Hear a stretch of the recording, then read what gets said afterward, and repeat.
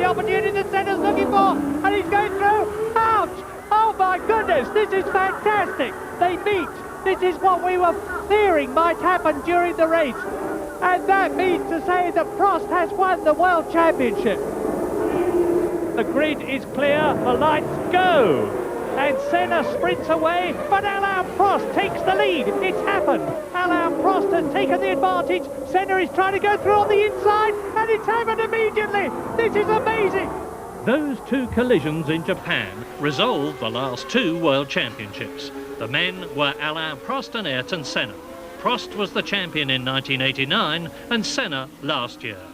This year it's Senna versus Nigel Mansell, but Mansell's yet to finish in Japan.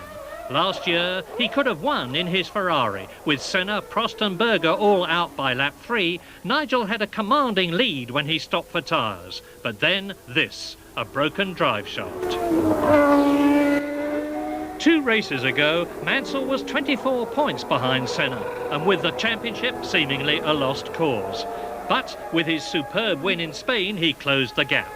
In qualifying at Suzuka, he's been at his forceful best, knowing that ideally he needs to be on the front row of the grid in his Williams Renault, because passing at Suzuka is well nigh impossible, as Senna proved 2 years ago. Mansell passed Senna and Berger by the second corner in Portugal, but they'll be watching out for him this time.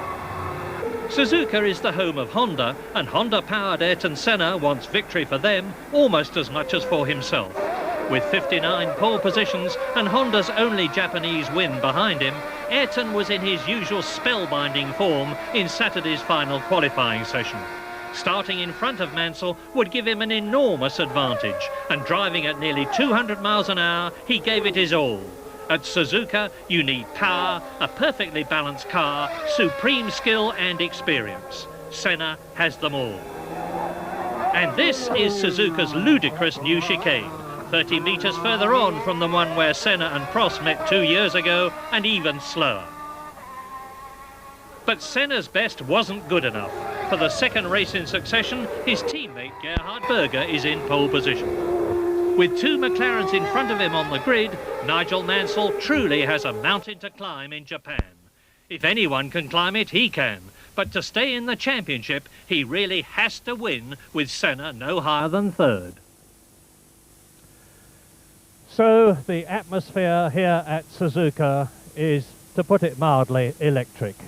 There is an absolutely enormous crowd here, and as you already know, the World Championship situation is most exciting, not only in the Drivers' Championship, but also in the Constructors' Championship, because at the last race in Spain, Williams got ahead of McLaren, who had earlier in the season lost the lead in the championship to Williams, having held it for 40 races.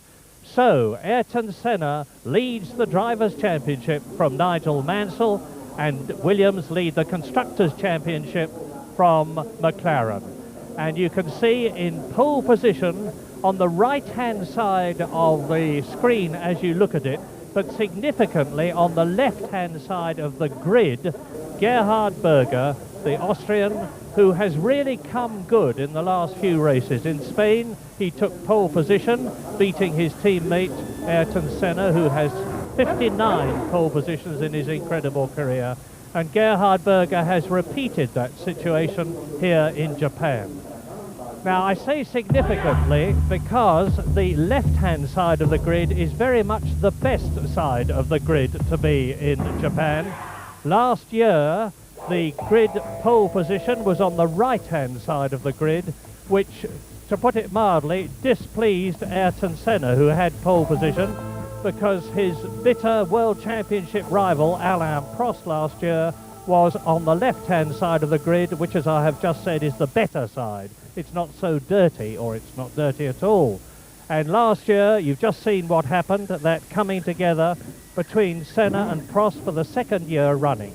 Well, this year, Berger is on the left, and most significantly, so is Nigel Mansell, because Mansell is behind Berger, Mansell 3rd on the grid, which means to say that Mansell should have a slightly better position when that green light comes on.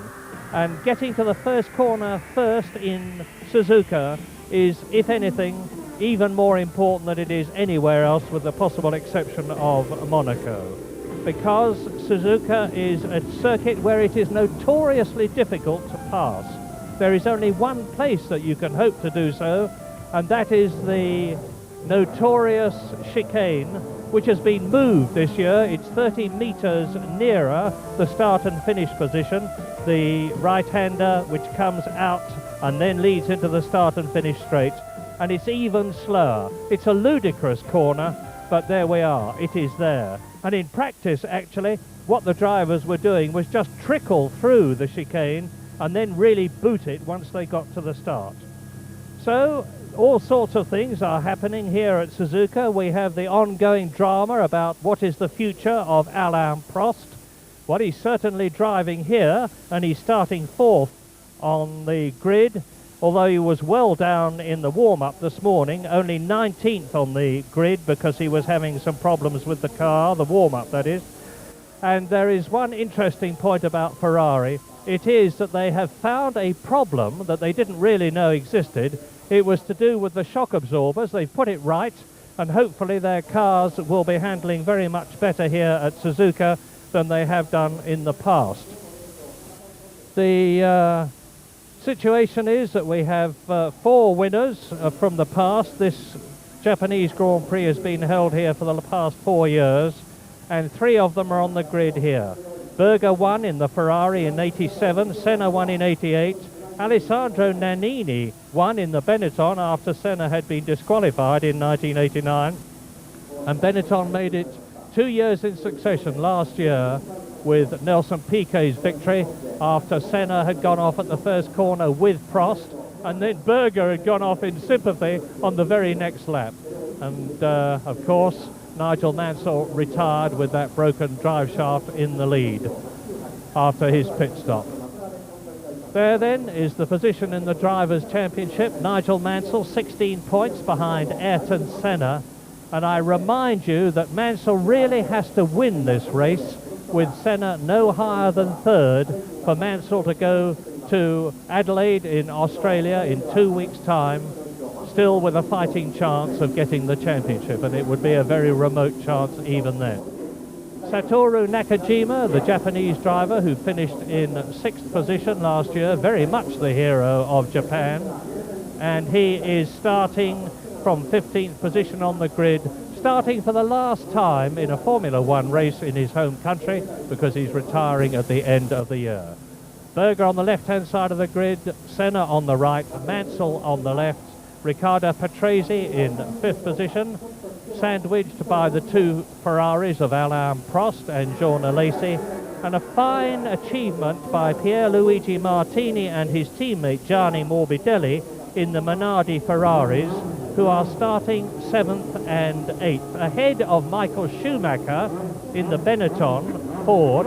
And Schumacher is wearing a neck brace here at Suzuka today because he went off in Nelson Piquet's car, actually, in practice, virtually destroyed it, and the Benetton mechanics have done a magnificent job in rebuilding Piquet's car for him to start in the race today. And Piquet is starting pretty well down the grid by his standards in 10th position. So there we are, you can see the crowd in the background. Suzuka, the nearest city, is Nagoya in Japan, and there is this magnificent leisure complex here at this circuit, which is owned by Honda. And if they want to win a race, my goodness, it is the Japanese Grand Prix. So away on the parade lap, down the start and finish straight, and into turn 1, which they will approach at 170 miles an hour. There is a massive gravel runoff there, and those of you that, there it is, you can see it, but those who remember last year will recall that that is where Prost and Senna went off. Then it is out of turn 2 and into the S-curve, which is where they are now, into the 100 mile an hour left-handed turn 7, and then up to the Degner curve, named after Ernst Degner, the East German who defected to join the Suzuki motorcycle concern many years ago. Under the crossing, it's a figure-of-8 circuit at Suzuka, and the circuit has a bridge, and they go into the hairpin curve, which is a 60-mile-an-hour bend. You're looking at it now. Then they accelerate up to second, third, fourth gear, 120 miles an hour to turn 10 and into the spoon curve, the left-handed spoon curve. You see now, looking down, Gerhard Berger leading his teammate Ayrton Senna round the spoon curve, and then they go downhill. There is a bit of gradient here at Suzuka. They go downhill to the crossing, over the bit that they have just gone under, if you follow me, and then they bear left-handed up to the end chicane. The notorious end chicane, which in 1989 saw the coming together of Ayrton Senna and Alain Prost, which ended the championship in Prost's favour, with Senna getting back on the circuit but subsequently being disqualified. Now, I make no apologies for saying again, the greatest tension in this race, the Japanese Grand Prix of 1991, which could decide the World Championship, is going to be the first corner. Two McLarens with Gerhard Berger and Ayrton Senna in front of them, ahead of Nigel Mansell, and there he is. We're going round with the Englishman now, who has been incredibly relaxed on the run-up to the Japanese Grand Prix. He says what is going to happen is going to happen. I don't think Senna will do anything silly. Ayrton Senna has been issuing what many people regard as veiled threats and saying, I have been very timid up to now. I'm not going to be timid in Japan because I've got nothing to lose. He's leading the championship by 16 points. And if the unthinkable happened and he and Mansell went off at the first corner as he and Prost did last year, he would, as he did last year, have won the championship without having completed a lap. But hopefully there'll be nothing like that, and the race will be decided at the checkered flag. Berger leads up to the grid. Ayrton Senna comes up to second position, and Nigel Mansell on the left-hand side, the better side of the grid, takes his position in third place, just ahead of Alain Prost. It's not inconceivable that this is Alain Prost's last Grand Prix, because there are rumours that Ivan Capelli, who has been signed by Ferrari, although it is unclear whether to drive for Ferrari or in a Dallara next year with a Ferrari engine, may take Prost's place in Australia. But I emphasise that's a rumour.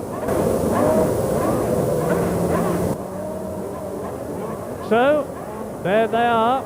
This is the tension time. And I remind you, as you look at Nigel Mansell with Senna and Berger ahead of him, that this 53-lap race is preceded, of course, as the green flag indicates that the grid is clear. Watch for the lights. 7 seconds or so after they go now. Berger gets away well, Senna gets away well, Patrese challenging, and it is Berger, Senna, Mansell in third position. They're round the first corner safely, and Riccardo Patrese has sprinted up from fifth position on the grid ahead of Alain Prost into fourth position. It is Berger, Senna, Mansell, Patrese, Prost, Alesi. And thank heavens, as Berger really gets the pedal down and pulls away with Senna holding up Nigel Mansell, Berger is pulling away magnificently, as he did in Spain. Gerhard Berger has really come good in the last few races. The McLaren is lighter, the Honda V12 engine is lighter, the Honda V12 engine has more power. Shell have produced a special fuel. Mansell was saying he's worried about the comparative lack of progress by Renault and Elf on the engine and fuel fronts, but it is Prost and Alesi's engine. It seemed to me Alesi's engine exploded. I saw an enormous burst of smoke from the Ferrari, and Jean Alesi, I hypothesise, is out of the race already. as Berger leads. Has Alesi's engine laid oil on the track if it was his engine? And Mansell is right up with Ayrton Senna. Now I'm beginning to wonder if this is team tactics, and sure enough, Jean Alesi is out of the Japanese Grand Prix on lap 1 with a broken engine. So that's one of the potential competitors, rivals for the McLarens and the Williams out already.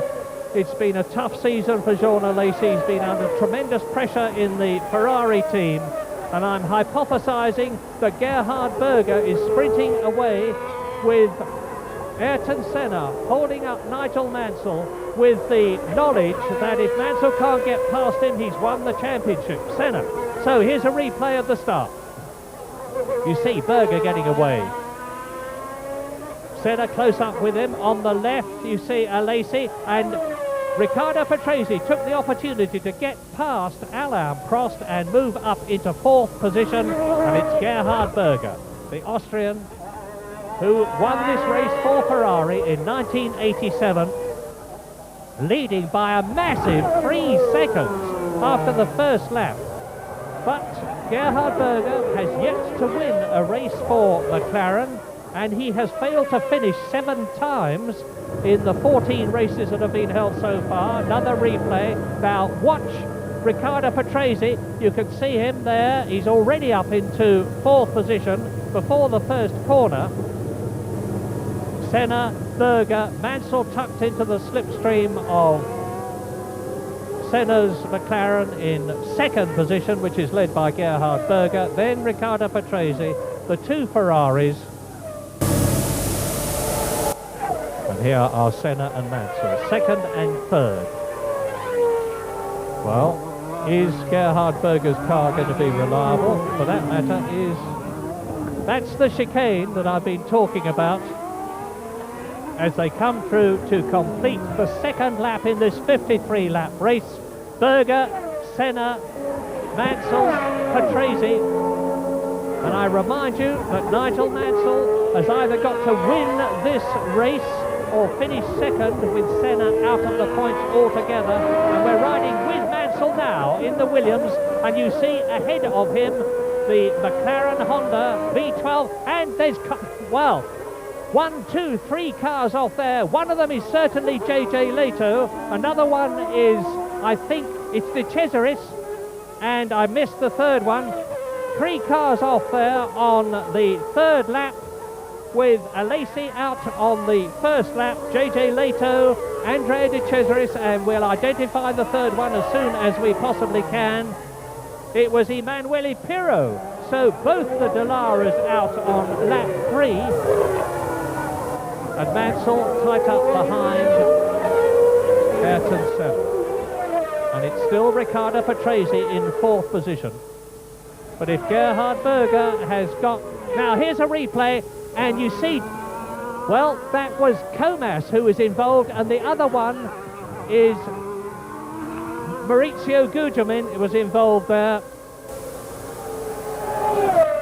So Pirro out, and Pirro and Leto out of the Japanese Grand Prix, and Nigel Mansell very much in it. And we are on lap 3 of the Japanese Grand Prix. Still a long way to go. You can see the gigantic Ferris wheel in the background at this leisure complex at Suzuka. There's a lot more than a Grand Prix circuit here, but this is where all the attention is naturally, and Nigel Mansell removes a rip-off, and he's dropping back a bit from Ayrton Senna. Now, whether that is deliberate or whether it's imposed on him, I don't know. But Senna is not unhappy with the situation at the present moment. And now 300 kilometres is approaching 200 miles an hour.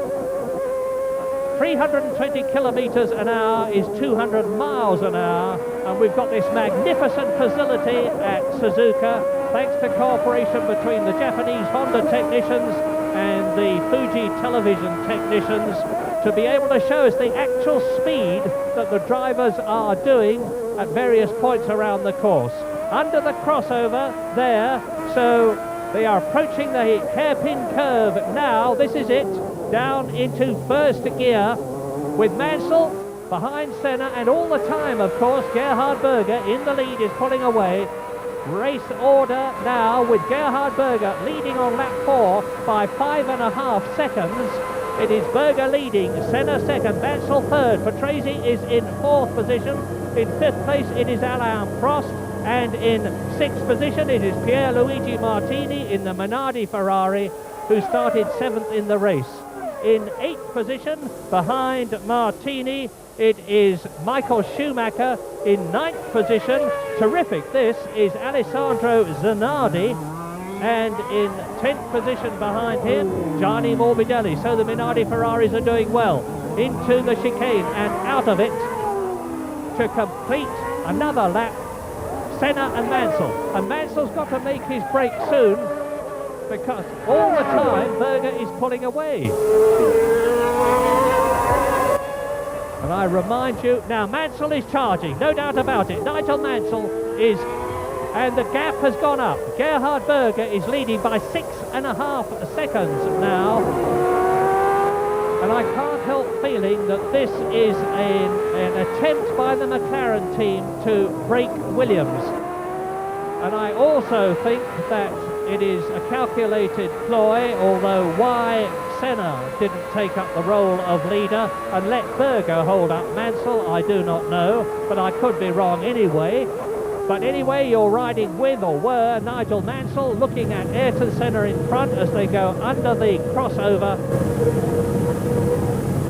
into the tight left-handed chicane, the hairpin curve. And you can see that Suzuka has got cranes out all round the circuit to retrieve broken cars if there are any. And that is Emanuele Pirro that you see being interviewed, the Roman, out of the race on the 3rd lap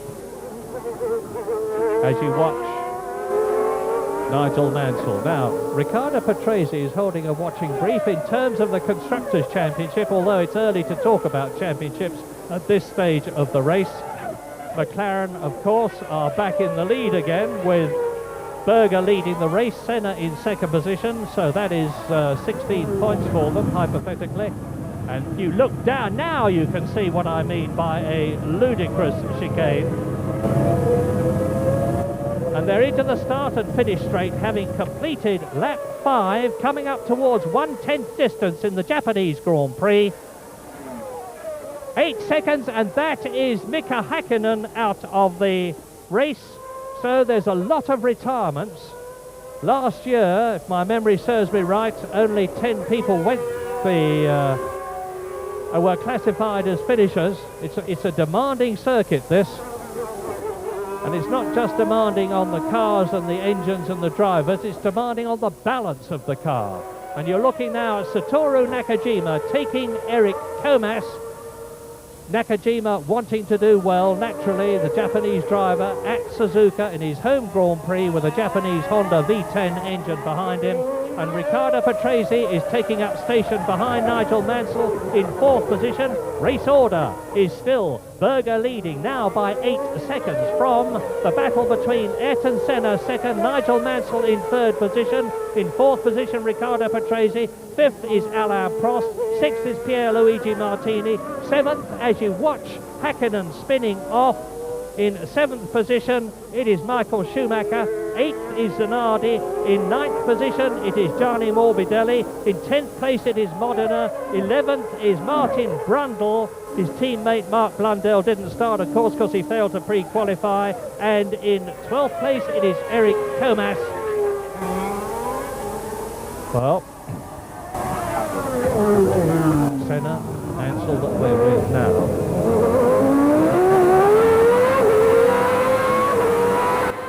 And the McLarens are certainly looking good. Down the start and finish straight.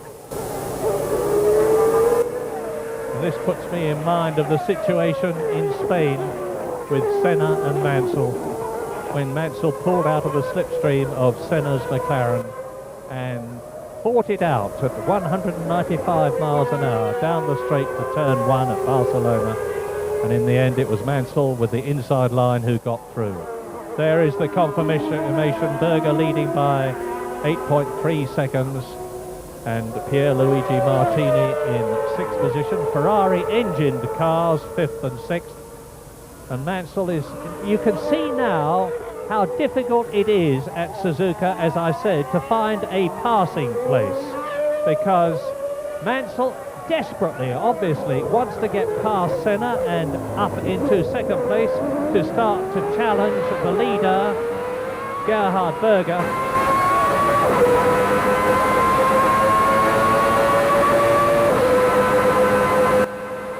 Gerhard Berger leading them 8.5 seconds. This is the battle for 2nd place, Senna and Mansell. And you can see a clear track now ahead of the McLaren. Riccardo Patrese still 4th, and there's a big gap now between Patrese, who is in 4th position, and the 5th place man Alain Prost. The Ferrari team in total disarray, one must very sadly say, with doubt about whether Prost is even going to be competing in Japan. He was apparently told by Ferrari at one point that he didn't need to turn up for the last 2 races, in which case I imagine Capelli might have taken his place. But there is so much mystery about what is happening in the Ferrari team and the future of their drivers that I emphasize that what I'm saying is informed rumour. Well, at the present moment, in terms of the race and the championship, Senna is perfectly happy. He's in 2nd place. He knows that Nigel Mansell is behind him. He knows that he can make it virtually impossible for Senna to... He knows he can make it virtually impossible for Mansell to get past him. And out of the race goes Alessandro Zanardi. So there are already 1, 2, 3, 6 retirements. And we are only on lap 8 out of 53 at the present moment. Patrese closed up on Mansell. He's not making any effort at all to get past the Englishman. He's biding his time and waiting to see what happens with Mansell and Senna. And my guess is that not very much is going to happen with Mansell and Senna unless Mansell can force the Brazilian into making a mistake. And that is pretty unlikely.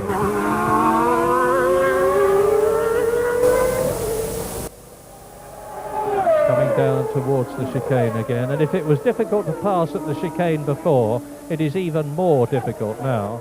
One of the reasons the chicane position was altered was because the then president of FISA, the Frenchman Jean-Marie Balestre, you watched Ron Dennis there, the team manager of McLaren. Jean-Marie Balestre made such a fuss about the hairpin and the problems that it had caused in 1989 that it was moved. It's ironic that Balestre has been deposed and the Englishman Max Mosley has taken his place as president of FISA, and you see now that the gap between Berger in the lead and Senna in 2nd position is now up to 10 seconds. Yes, and certainly McLaren seems to have the situation very much under control at the moment, because of course Mansell needs to win the race, and Senna can win the championship, still coming 2nd. Mansell now starting to put Senna under pressure, and he's got to do this. He's got to pass him, he's got to catch and pass Berger, and still Berger can hold 2nd place for Senna if Patrese can then not do anything about Senna from behind. So really it's very much a team battle, and at the moment McLaren's, courtesy of their superior qualifying performance, have very much the upper hand. Now, sadly, the German Karl Wendlinger, who is substituting for Ivan Capelli in the Leighton House team, is out. The Austrian Karl Wendlinger, sorry I got his nationality wrong, and he was the man who went out with J.J. Leto and Pirro, not Andrea de Cesaris, but one of the Jordans is out, and the retirements on this, the 9th lap, with Mansell's pressure not making Senna yield at the present moment. The retirements are Alesi, Leto, Wendlinger, Pirro, Mika Hakkinen and Zanardi. And we are on lap 9 in the 53-lap Japanese Grand Prix, with Gerhard Berger leading by an ever-increasing margin from this battle that you're looking at now. Mansell harrying Ayrton Senna, and off! That Mansell, that's him.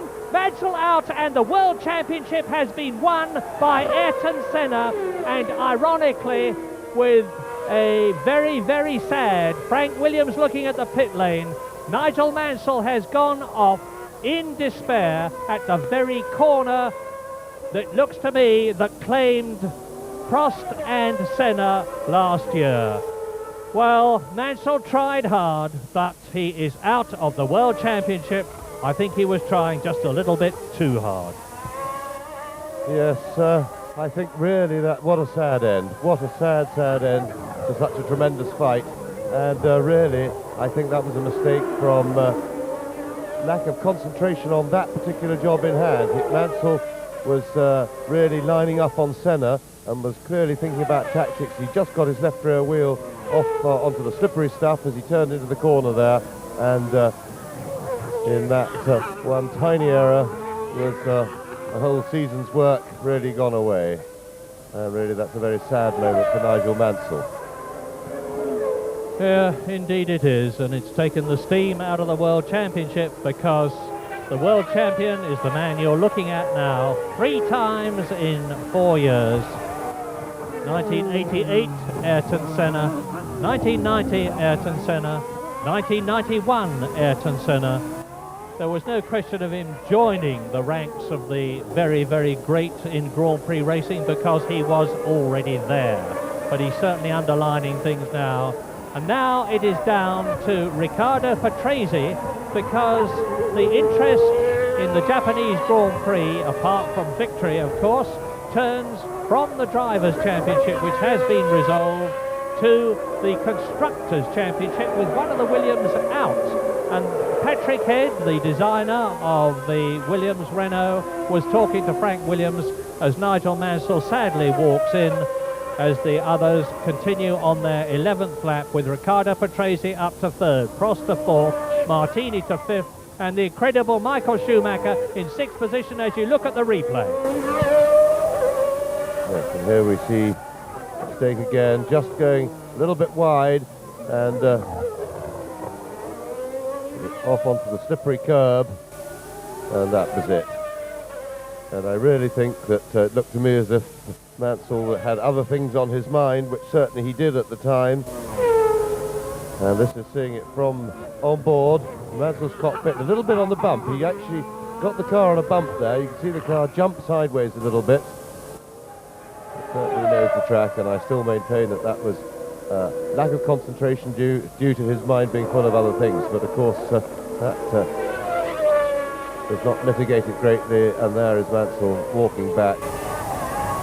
And he must be bitterly disappointed, slightly relieved now that the pressure is over, but above all, very, very disappointed. Senna has had to work very hard this year in a car that hasn't been fully competitive with the Williams, and he must be very relieved indeed, because clearly the fight had been getting to him in Portugal and Spain.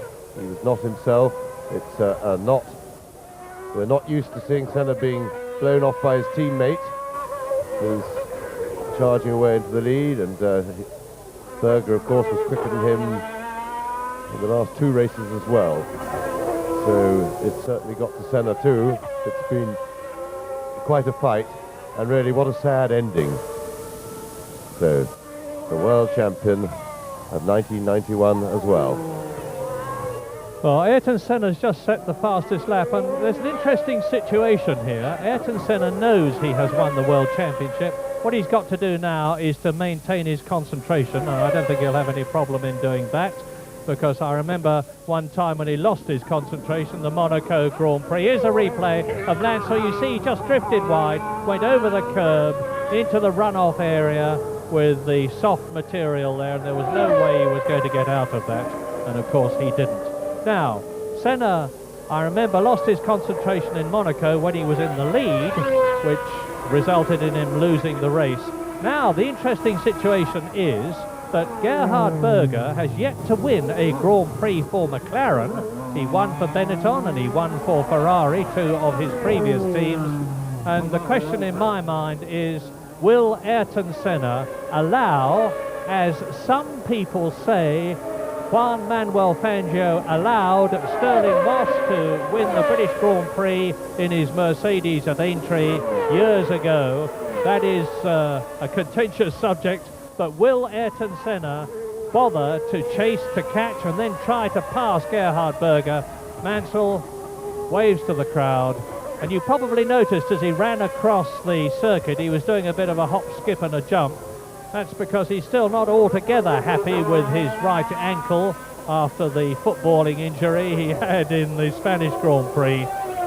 And here's another replay of, well, Mansell definitely changed direction as he went into the corner there. You saw his car jink to the left. I don't know if he was trying to position himself to get past Senna on the exit of the corner, but that's what it looked like.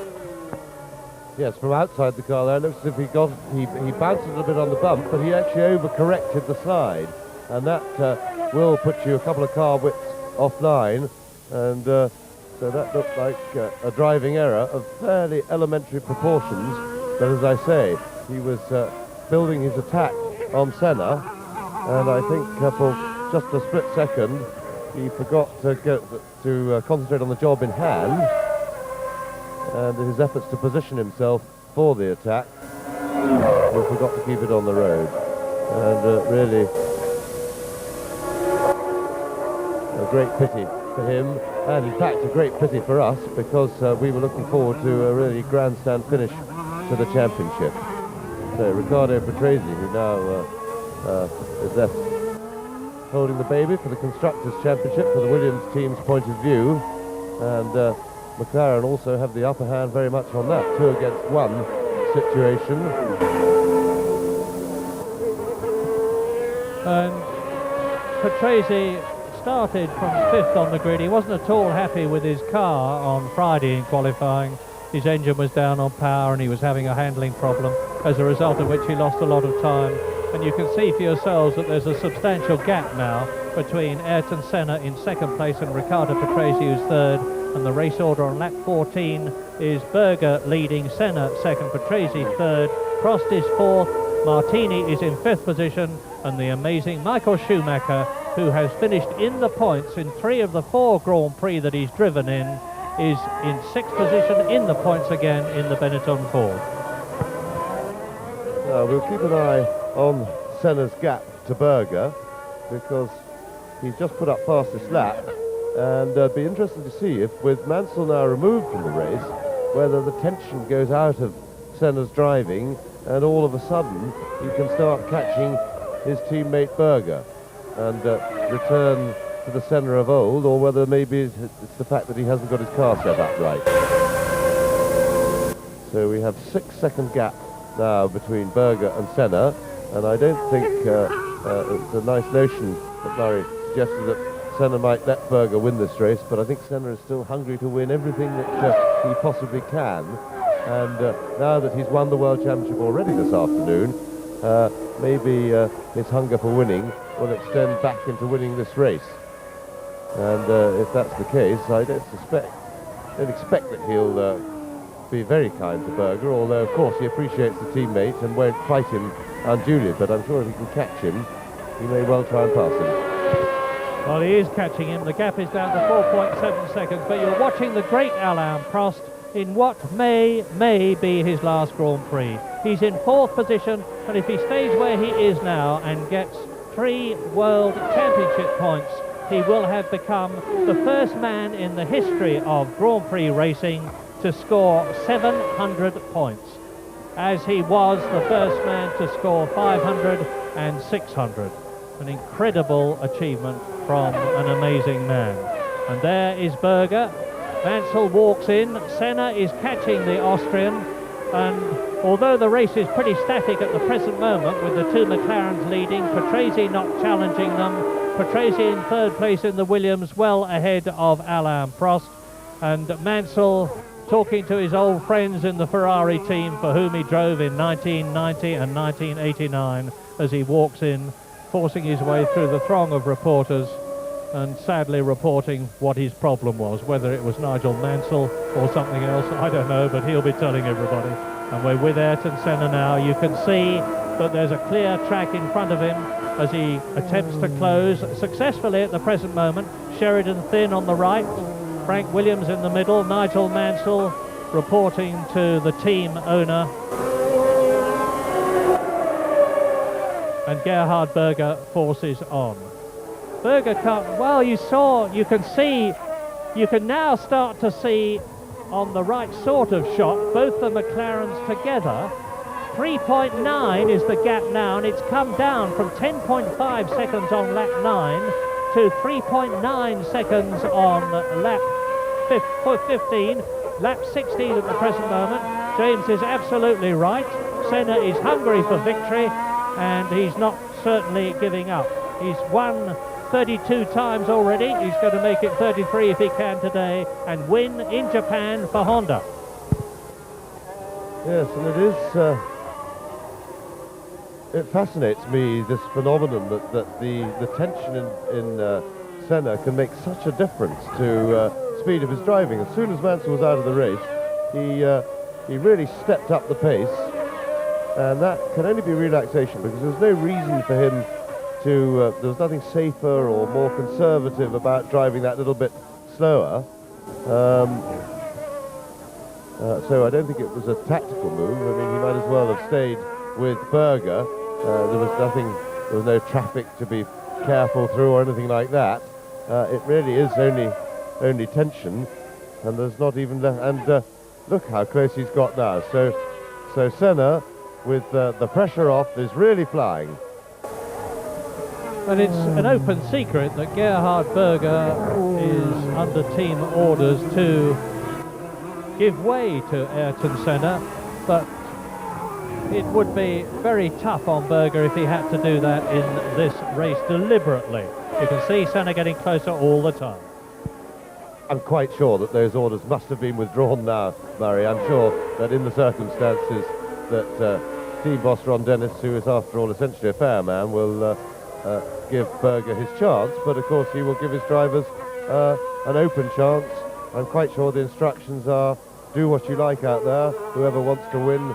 You can do what you like so long as you don't push each other off or make any contact. That'll be the instructions, I'm sure. Yes, that would only matter from the Constructors' Championship point of view, because Senna, of course, no matter what happens, has won the World Championship of 1991 now. And we're certainly about to see a real race between two of the top drivers in Grand Prix racing today.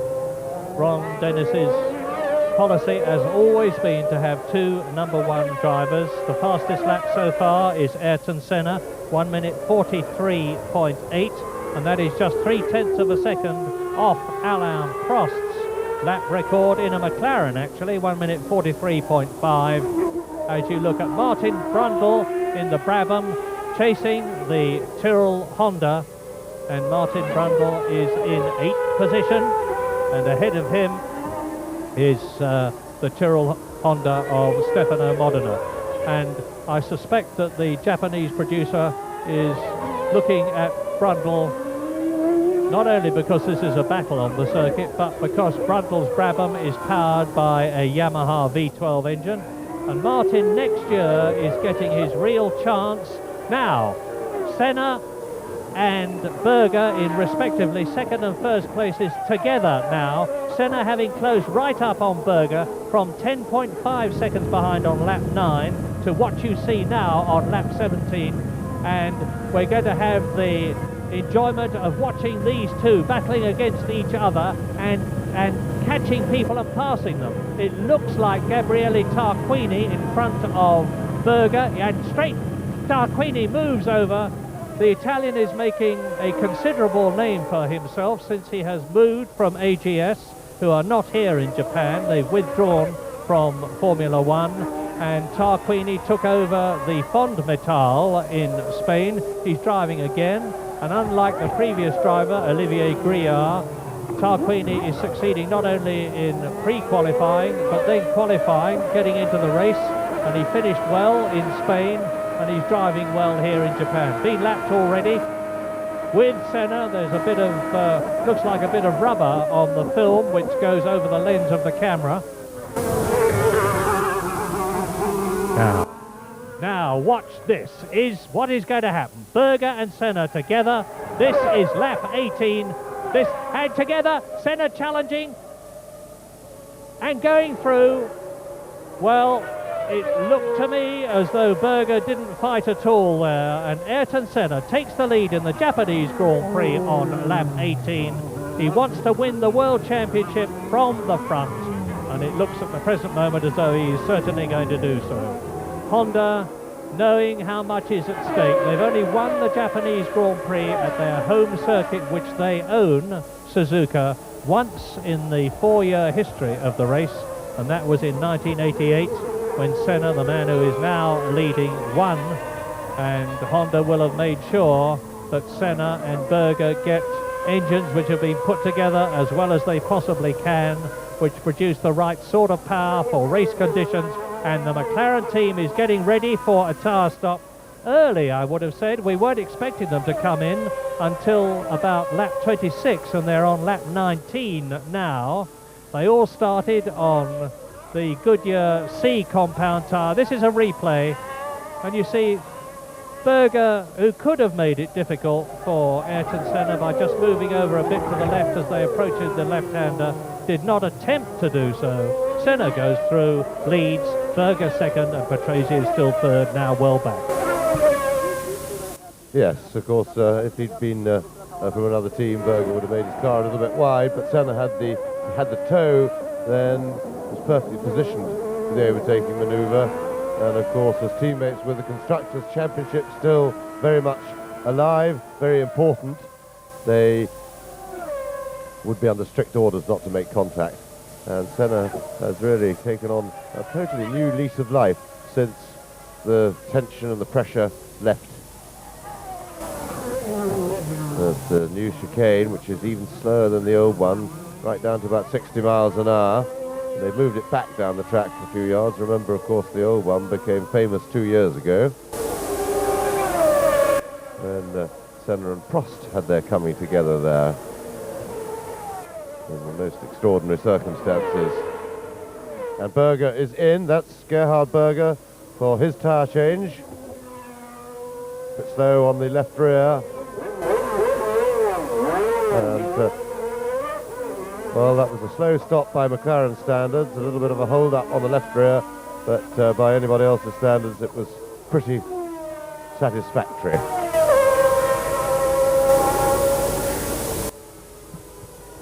Yes, with Ayrton Senna now leading the race by an increased margin. You see Gerhard Berger ahead of Alain Prost, with Riccardo Patrese now up into second position.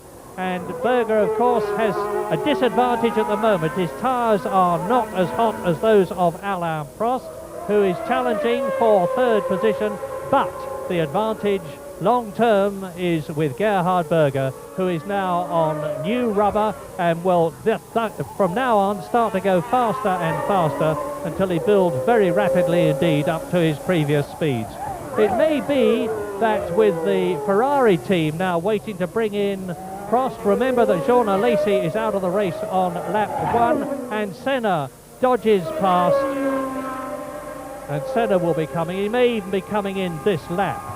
It's very often the situation there where a driver of one team comes in. Well, we'll soon know, because Senna is into the chicane, which just precedes the start and finish straight. But from his speed and positioning, it's clear that he's going through, and he does so to complete another lap. Ayrton Senna leads then. Riccardo Patrese is in second position. A battle for third between Gerhard Berger and Alain Prost. We're waiting for it to come past now to see whether Prost has managed to get past Berger, and I very much doubt that he will have. And in fifth position, it is Pierluigi Martini. Sixth is Schumacher. In seventh position, it is the Tyrrell Honda of Stefano Modena. In eighth position, Martin Brundle, and into the pits comes Alain Prost in the Ferrari. Now let's see how his time compares with that, and it's 7.15 seconds, Alain Prost, so he's gained 3 seconds on Gerhard Berger, and Prost goes out on lap 20.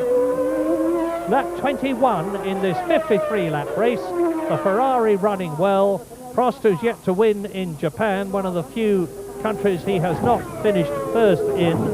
And you look at race leader Ayrton Senna, who of course has yet to make his tyre stop. And it's still Senna leading, Patrese second. There's the confirmation, Berger, Martini. Prost down to 5th position after his tyre stop. Schumacher, and into the pits comes Nelson Piquet, 3 times world champion, who will not be driving for Benetton next year. That's a good stop, 7.4 seconds, but not the best so far, because as Piquet sprints out onto the circuit, the quickest tyre stop we have so far is Senna into the pits.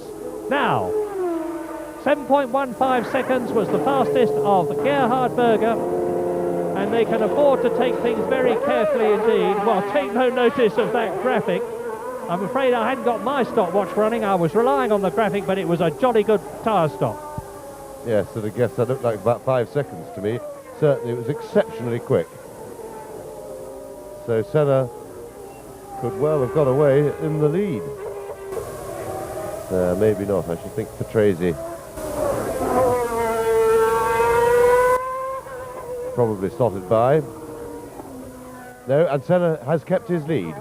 So Senna in and out of the pits. That was so quick that he has remained in the lead. Well, caption says Patrese is ahead. Sorry, we missed Patrese going by. So Riccardo Patrese leads in the Williams Renault, and there he is. But he, with Gerhard Berger now with 1 minute 43.2, having broken the lap record. That's a new lap record for Gerhard Berger, but the previous lap record was put up in 1989 by Alain Prost in the McLaren, and cars have got a lot quicker since then. In fact, the pole position time of Gerhard Berger in comparison with Ayrton Senna's time last year was some 2 seconds faster, and I would expect as the fuel load comes down that lap record to take a real pounding, with the battle that's on now between Riccardo Patrese, who has yet to make his tyre stop, Ayrton Senna, who has stopped, Gerhard Berger, who has stopped, Alain Prost, who has stopped, and Riccardo goes through to complete another lap. And he's going magnificently. This veteran Italian, and I use the word advisedly, notwithstanding the fact that he's 37 years old, which is by no means old, is in his 223rd Grand Prix. And as you see, he leads Ayrton Senna by 8.5 seconds. It's not going to affect the World Championship, and it might not even affect the Constructors' Championship, because for Williams to stay in the lead in the Constructors' Championship with their slim 1-point margin, one of the McLarens has to drop out, and there's absolutely no sign of that happening. But it is Patrese leading by 8.5 seconds. Senna is second.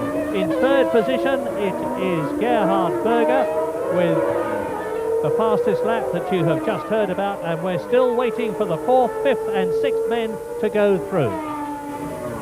Yes, of course, as they sit on the road at the moment, they'd both get 10 points, with the McLarens in 2nd and 3rd place, the Williams in the lead. But Patrese is going to have to make his stop, and of course you can already see the effect of new tyres going onto a car, and the fact that Berger has just broken the lap record on his first flying lap and gone even quicker on his second one. And I'm quite sure we'll be seeing messages of new fastest laps for Senna as soon as he starts completing flying laps. As into the pits goes Patrese. So Riccardo Patrese in for his tyres. That will relinquish the lead back to Senna, and I would think most likely also to Berger. But of course there was a little bit of a delay on Berger's pit stop, and a really good one by the Williams team could get Patrese out ahead of Gerhard Berger.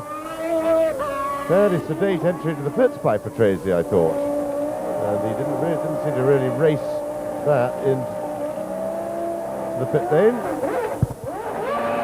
Well, that is frankly not a good tyre stop by Riccardo Patrese. I imagine the Williams team, after the appalling stop that the unfortunate Nigel Mansell had in Portugal, will be hyper careful. But the fact is that on that pit stop, Riccardo Patrese lost something like 5 seconds to Ayrton Senna. And good news for Britain, good news for Brabham, good news for Yamaha is that Martin Brundle is up into 6th position in a car he makes no secret of disliking.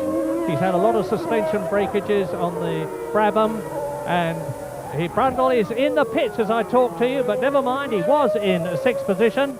He's going to lose it now to Stefano Modena, the Italian driver in the Tyrrell Honda, and the race order on lap 24 coming up towards half distance. Lap 26 or 27 is half distance in this 53 lap race. We're nearly there now with Riccardo Patrese having gone into the pits, having lost his lead, gone down to 3rd position behind the 2 McLarens that you look at now. Prost is still 4th, I say still 4th, he's regained 4th position. Schumacher in 5th position. And that's Berger, who's currently the fastest man on the circuit and is catching Ayrton Senna, or has been since the tyre stops. Senna hasn't yet got into his stride on his fresh set of tyres.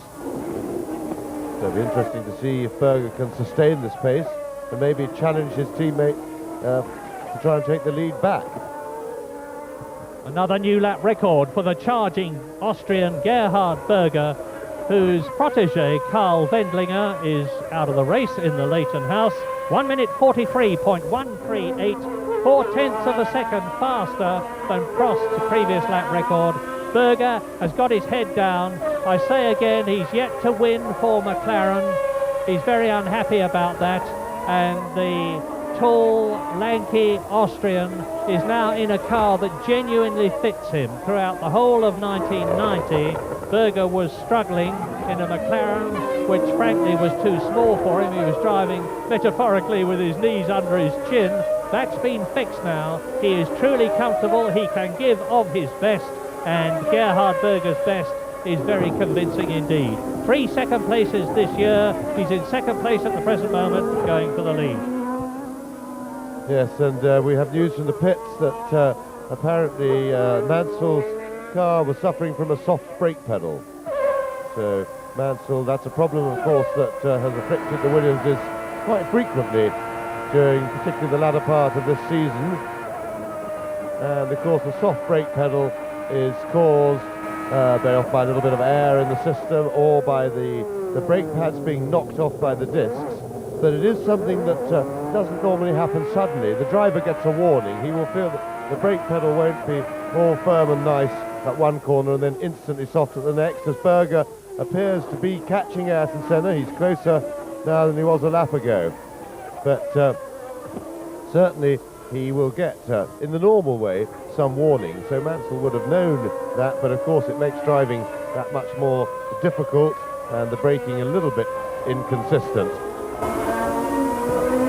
Gerhard Berger has again broken the lap record, in fact 3 laps in succession. That's the latest lap record, and the 2 McLarens now are bearing down on Alex Caffey in his footwork car, and this is the first Grand Prix the Italian has driven in this year.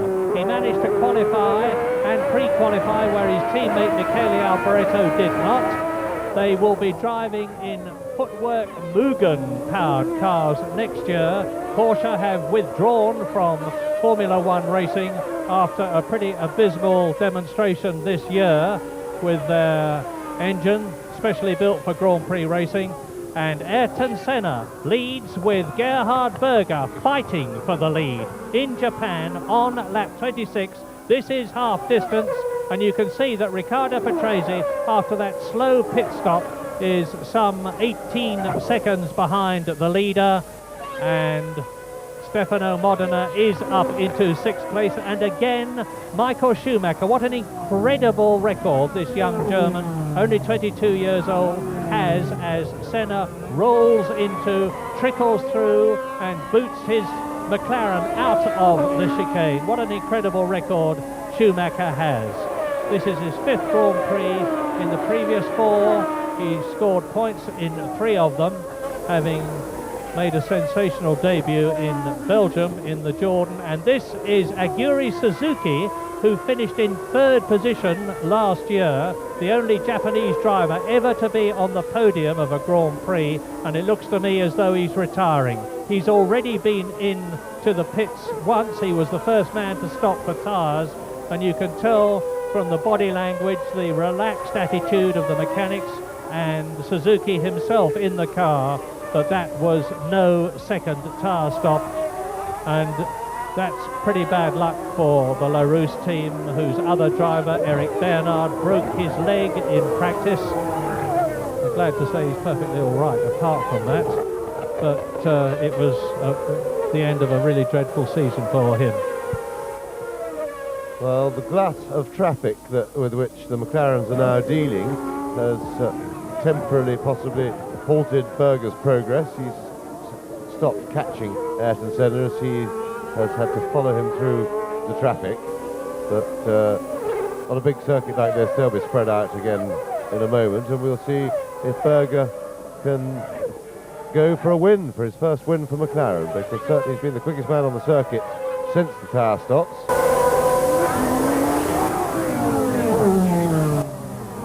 So Berger now can see Senna again. 17 left in the race, and Eric Comas in the Ligier was the man who was in front of the two McLarens. They both passed him. It's Maurizio Gugelmin now in the Leighton House, who has been passed by Senna and will shortly be passed by Gerhard Berger, number 2 in the McLaren. Lap 27, race order. Ayrton Senna leads, Gerhard Berger second, Riccardo Patrese some 18 seconds behind the battle for the lead in 3rd position. 4th is Alain Prost, 5th is Schumacher, 6th is Stefano Modena. In 7th position it is Eric Comas, doing extremely well, and Comas has finished 8th before. His teammate Thierry Boutsen has got 2 7th places. It would be very nice for the Ligier team if they finished in the points. It would help them in all sorts of ways. And another lap record, this time by Riccardo Patrese, who is on a charge, 1 minute 41.8. As I said, as the fuel loads come down on the new tyres, they start to go faster. And that is Schumacher making his tyre stop from 5th position. Not a bad stop. 6.56 seconds for Michael Schumacher, 5th position on lap 28, and that should enable him to leave the pits in the position that he entered, 5th. Now, you can see Maurizio Gugelmin, who is in 11th place, has been lapped. And I remind you that on the very first lap, Maurizio Gugelmin was involved in that incident with JJ Leto, Wendlinger and Pirro. Got away with it, and now Johnny Herbert in the Lotus is being caught by the McLarens. Johnny Herbert going extremely well, as he always does. He knows Suzuka very well indeed, because he's now virtually a professional racing driver in Japan. Apart from his Formula One races, he's in 13th place.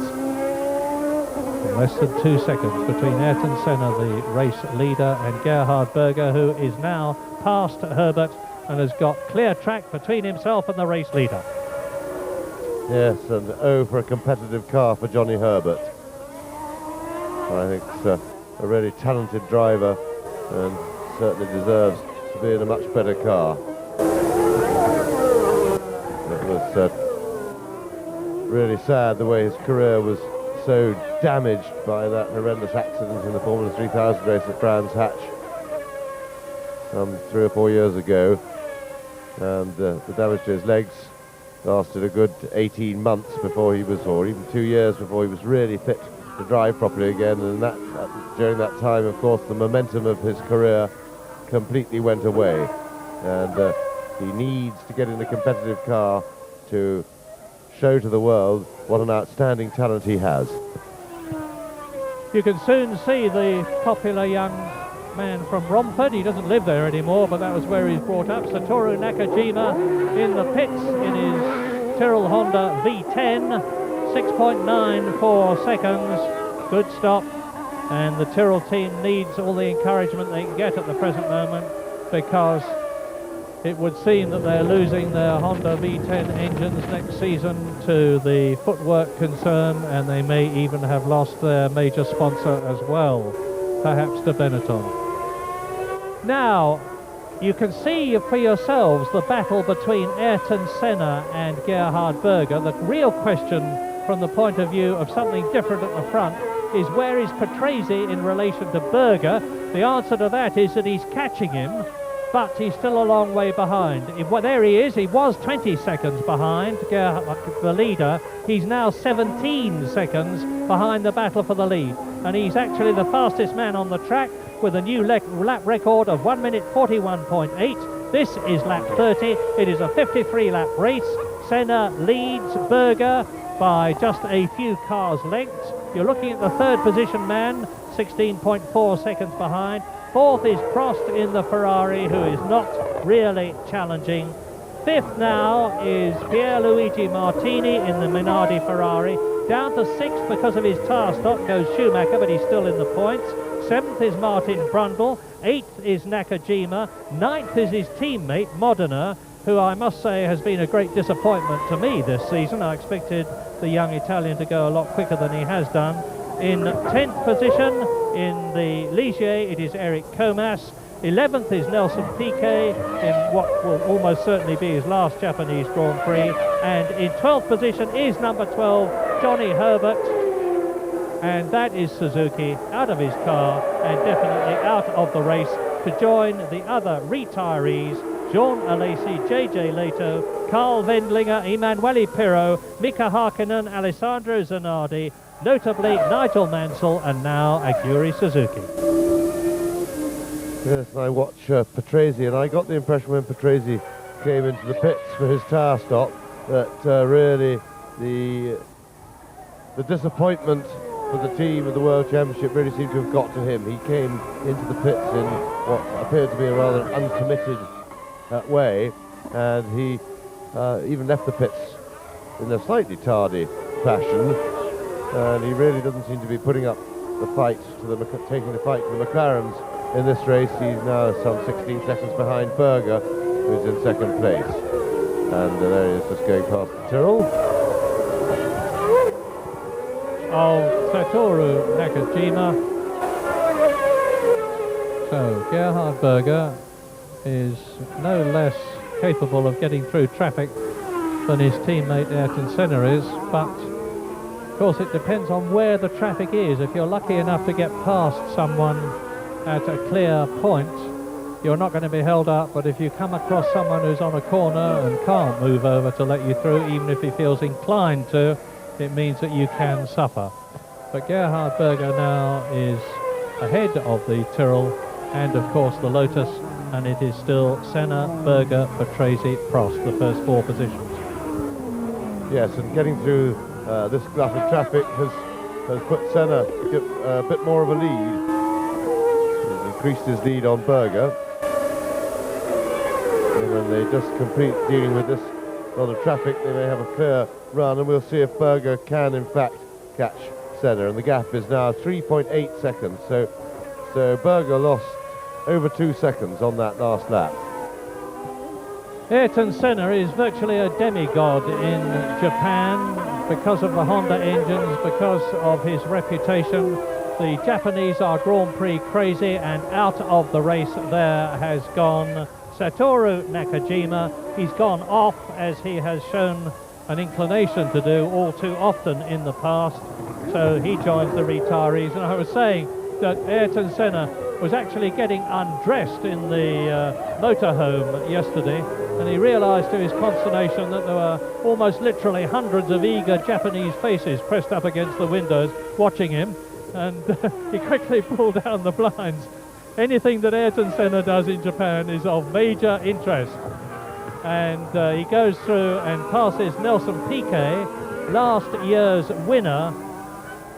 Nelson Piquet well down, number 20 in the Benetton, and up to Gabriele Tarquini, the likeable Italian, comes Ayrton Senna. laps him into the chicane. That's the Ligier in front, and Senna is fairly slicing his way through the field now. He's got his race rhythm well and truly going. It's Eric Comas that he's coming up to now, and Comas is in ninth position. So Senna's lapped everybody up to ninth position, and off goes Nakajima, straight on. Well, I find it hard to believe that that was a driver mistake, because he went off so quickly. I wonder if Nakajima, like Mansell, had some sort of a brake problem as he approached the S-bend there. Whatever it was, he's well and truly out of the race, and the race order on lap 33 with Senna now, as you see, nearly 3 seconds ahead of Gerhard Berger as he comes up to Comas in the Ligier Lamborghini, slices through on the inside. It's Senna leading, Berger second. Senna nearly 4 seconds ahead now, but Patrese, that's Senna, and you see him going through there Berger going through in second position. Third is Patrese, fourth is Alain Prost, fifth Pierluigi Martini. In sixth position it is Michael Schumacher, seventh is Martin Brundle, and Brundle's highest position so far is ninth place. It would please Yamaha mightily if he could finish higher than he's finished this year. It would please them even more, of course, if he could join his teammate Mark Blundell and score a World Championship point for them. Blundell was sixth in Belgium, not taking part in the race here in Japan because he failed to pre-qualify because he had an oil leak problem. But Yamaha, who are just as much rivals of Honda as McLaren are of Williams and Honda are of Renault, would love to get a World Championship point in their home country. Ayrton Senna leading in Japan, on his way at the present moment to his 33rd World Championship victory, having already got an amazing record 59 pole positions under his belt and 480 World Championship points. Nothing like Alain Prost, of course, but then Prost, who entered Grand Prix racing in 1980 as opposed to Ayrton Senna in 1984, has got 4 years more in Grand Prix racing than Senna, and I'm pretty sure that by the time Senna has done another 4 years, if he goes on that long, I've no reason to believe he won't, will beat Alain Prost's record, as he has beaten virtually everybody else's record. And sadly, Johnny Herbert is out of the Japanese Grand Prix, and that makes it 9 retirements. Well, you can say a lot about Suzuka. You can say that it is a magnificent circuit that the drivers like. You can say that it has absolutely record crowds, because nowhere else as the Benetton of Michael Schumacher. Now you're watching the battle for 5th position. It's Pierluigi Martini in the Minardi Ferrari ahead of Michael Schumacher, and Martini, who has had 2 fourth places in his 1991 season, is in 5th position at the moment, as you just saw from the graphic, and it looks to me as though he's about to lose it from the charging Schumacher, who's wearing a neck brace after totaling Nelson Piquet's race car in practice on Friday. But he's nothing daunted, Schumacher. And you're watching a very great young driver who I'm quite sure is going to become a truly great World Championship driver. He's put the Jordan incident behind him when he left the Jordan team, having been taken on by Benetton after the Belgian Grand Prix, where Schumacher drove briefly for Jordan. I say briefly because he only got round the first corner, having burned out his clutch at the start. But in every subsequent Grand Prix he has finished in the points. He's in the points at the moment, and it looks to me as though he's about to move up a place by taking 30-year-old Pierluigi Martini.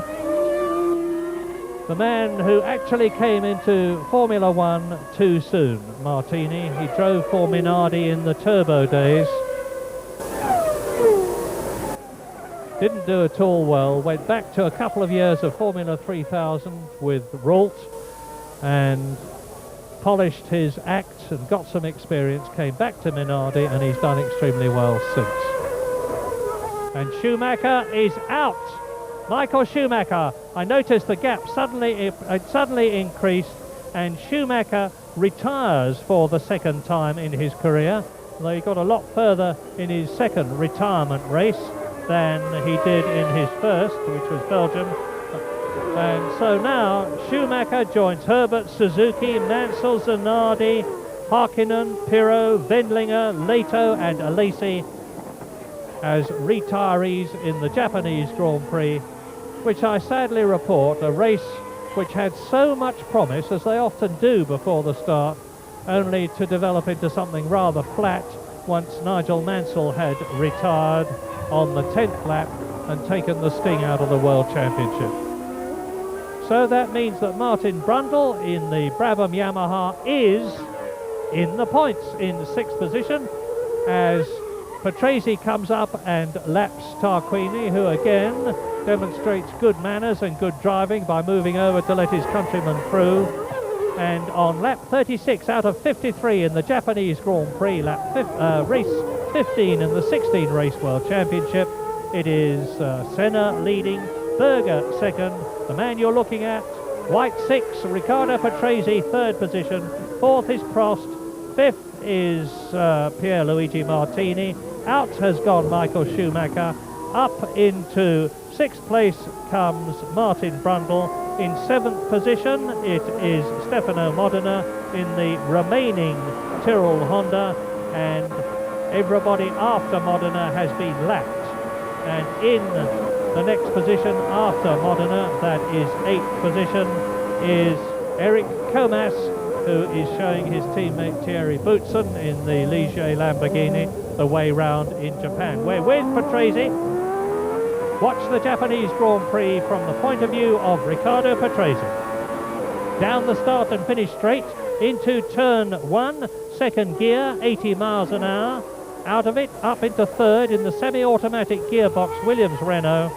Into the S-curve, which is a series of swinging rights and lefts, which are taken at 120 miles an hour.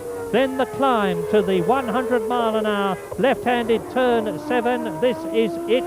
Into the sweeping right Degner curve. You'll see the overpass at the crossing in a few moments. As round the left, round the right-hander now went Riccardo Patrese, and we move back to race leader Ayrton Senna on lap 37 in Japan, coming up to the dreaded chicane. No problem. Oh, off goes a rip-off. You've heard James and I talking about rip-offs. We had a marvellous picture earlier on from inside Berger's cockpit where you saw exactly what happened. The Austrian took his right hand off the steering wheel, reached up to the transparent rip-off which goes over his solid visor, removed it because it was getting dirty, and gave himself clear vision again. That's what Senna's just done. And now let's hope we're going to get a race from the two McLarens, because we've not much to cheer about at the moment, and we're through the glut of back markers. So there's a big sort of midfield crowd that they've got through. Now not so much traffic around, and Berger in good position to challenge Ayrton Senna. And what's he doing? A new fastest lap already, new lap record for Gerhard Berger, so he's throwing down the gauntlet. He is just under 3 seconds behind, 2.9 to be precise. The gauntlet is down, the traffic is for the moment evaporated. So we'll see if Berger is going to race Ayrton Senna all the way. Well, the thing I must say that's surprising me in this race, given that Berger, after his tyre stop, has really charged to close the gap successfully between himself and Ayrton Senna, is how he, I must say, almost comparatively meekly moved over earlier in the race to allow Ayrton Senna to take the lead from him on lap 18 in this 53-lap race. Yes, well, Senna seemed to have a lot more speed than him on the straight at the time that they passed. Whether that was because he'd got the toe absolutely perfectly, which certainly he was placed to do, or whether he's got a slightly better engine, is hard to tell. I'm quite sure on such an important day, if there was any difference in the engine, Senna would get the better one, and that would be normal. But usually these differences are fairly small, and not enough to make passing that easy. Behind them, Patrese has dropped right back now. He's some 25 seconds behind and seems really not interested in fighting and chasing, because he's shown already that the Williams is quite quick enough to go with the McLarens. We know it's the best car, probably quicker than the McLarens. Mansell was climbing all over the back of Senna while he lasted. Patrese was right with him, and as I say, the fight really seemed to go out of Patrese when Mansell went out of the race, and the disappointment for the team seemed to affect him.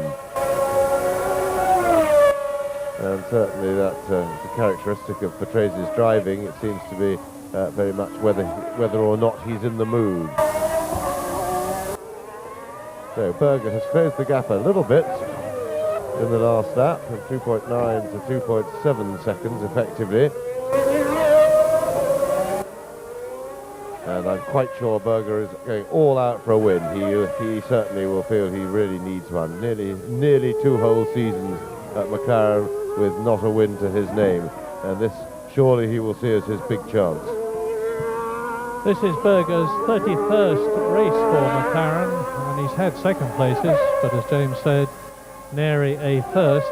And the McLaren team, the daunting McLaren team, whose superiority over everybody except Williams is overwhelming, is in almost as strong a position in the Constructors' Championship at this moment as Ayrton Senna, who's already won the Drivers' Championship, is in that championship, because McLaren are on 16 points at the moment, compared with the 4 of Riccardo Patrese, and that means to say that, allowing for the fact that Williams were leading the championship by 1 point when this race began, McLaren are now leading the Constructors' Championship with 1 race to go after Japan by 11 points. And that means it's going to be very, very tough for Williams in Australia. All that they've got left is to go for the Constructors' Championship, and it's even more important to a constructor to win his championship than it is for one of his drivers to win the Drivers' Championship. Well, it looks as if we've got a battle on our hands, admittedly a rather academic domestic one, an in-house McLaren battle, but Senna has responded, and a new lap record for Ayrton Senna is posted, but Berger continues to chase hard. Indeed.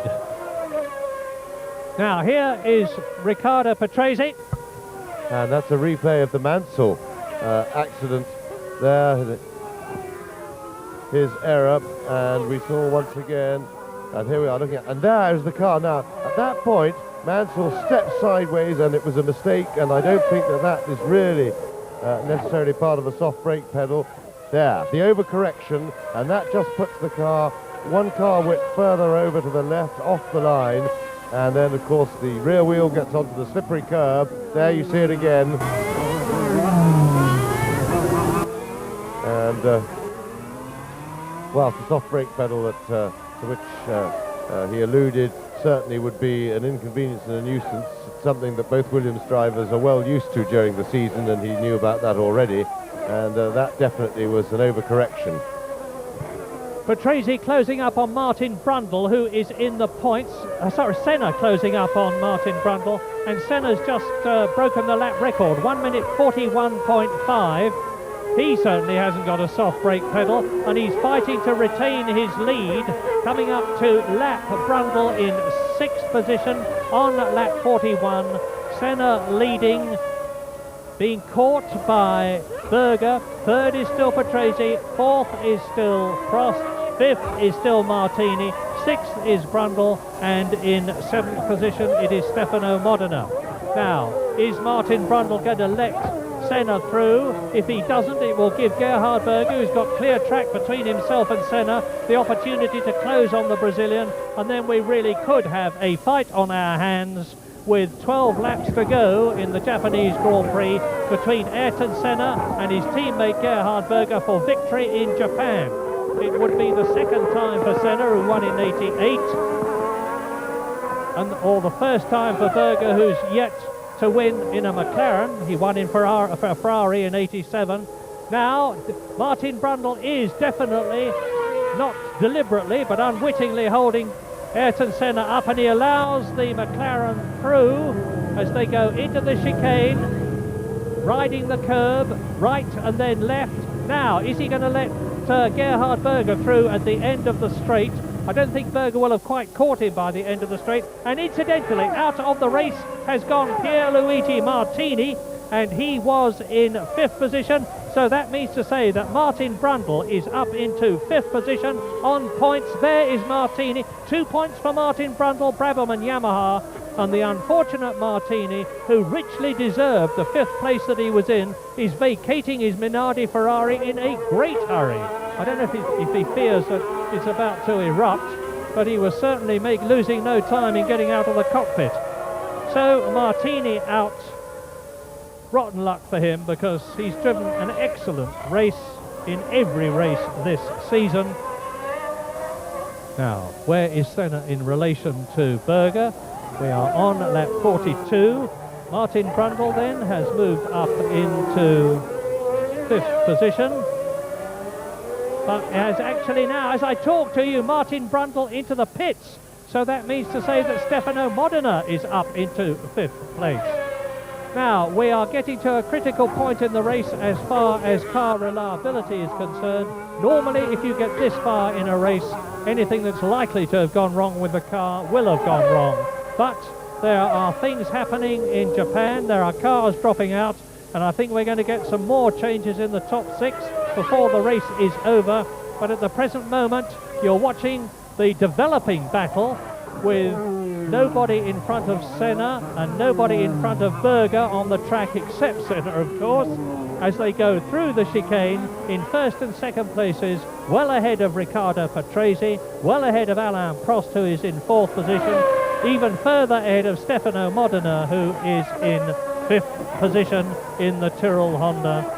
And here we are still waiting for the 6th position man to go through at the end of his 41st lap, with the leaders on their 43rd lap now.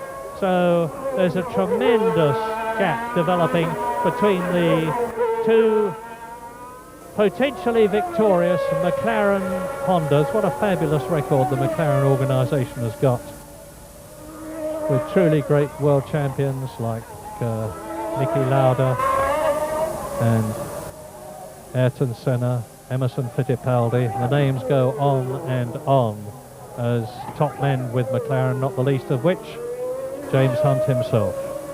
And so Senna leads on lap 43, getting in the closing stages.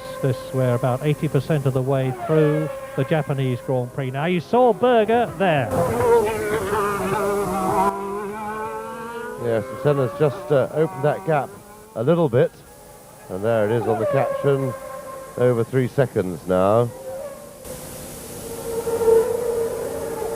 And fairly clear track for the two McLarens, so a chance for Berger to try and hold on, but they look pretty evenly matched, as one would reasonably expect. And the good news is that Martin Brundle is back in the race, still in 5th position in the Brabham Yamaha, and if he stays there, that will be the highest finish that he and his team have had this year, and it would be the first time that Martin Brundle had finished in the points this year.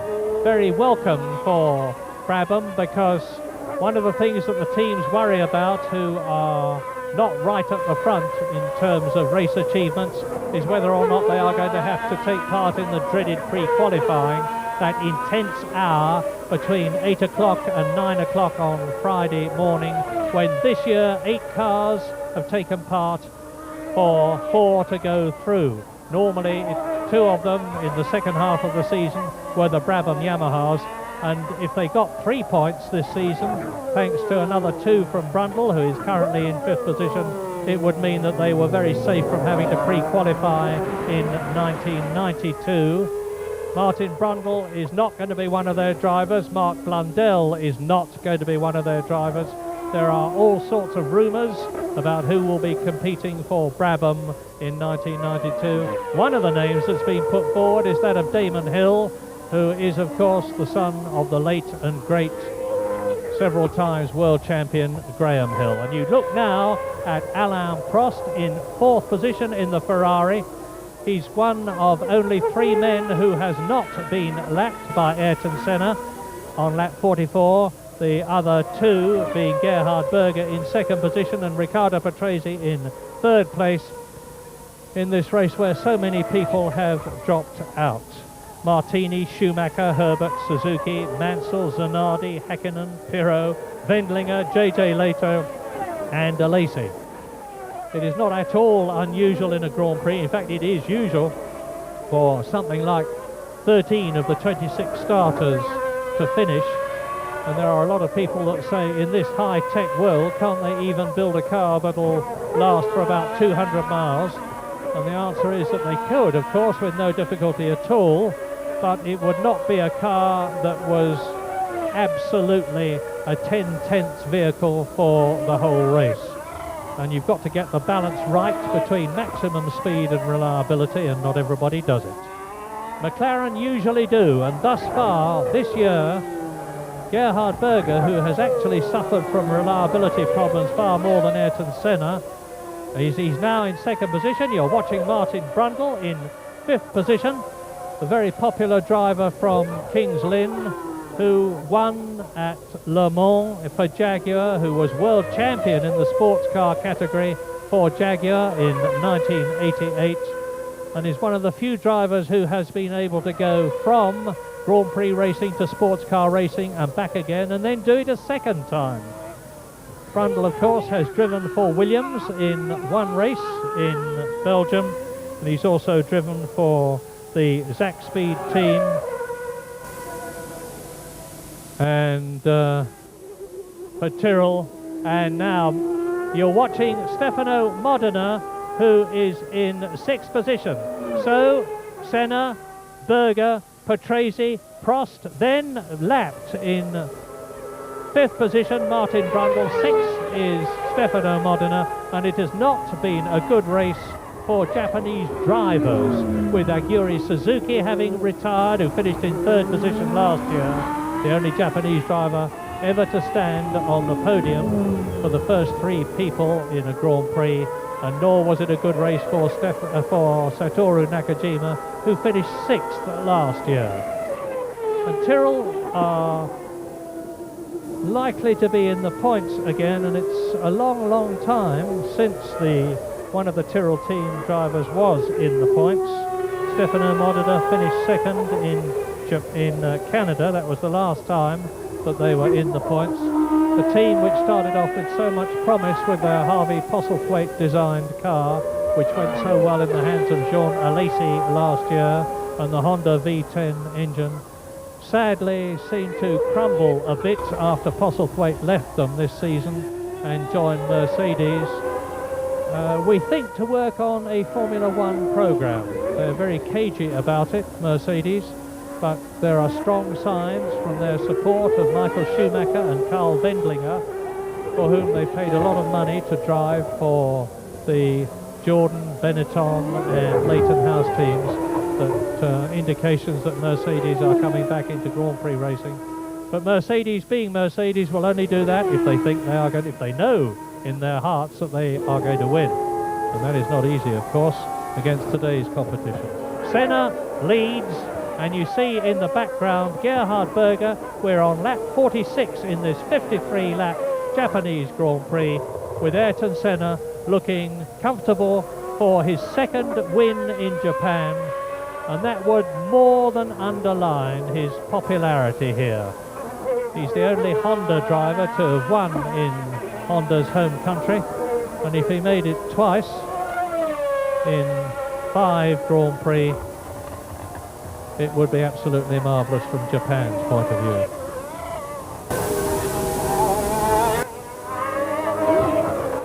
So under the crossover goes Ayrton Senna, and he's on his 46th lap now.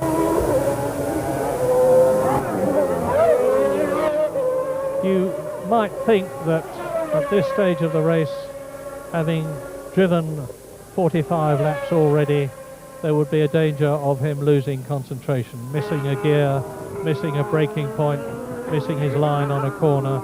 But Senna is in his 125th Grand Prix, and he's got the stimulus, of course, of knowing that in a situation where he so much wants to win the World Championship from the front by winning in Japan, he's got Gerhard Berger almost breathing down his exhaust pipe. 301 kilometers an hour, that's getting on for 200 miles an hour. See the way the speed goes down on the chicane. They roll through that very slowly into the right hand, and now you will see the start and finish straight in front of you as Senna goes down it, building up to, as Berger goes down it at over 300 miles an hour into turn 1. 200 miles an hour, 300 kilometers an hour, and now into the Esco. Doesn't sound as nice, the Honda V12 from the onboard microphone right beside the air intakes for the engine, as it does from the exhaust note from outside the car.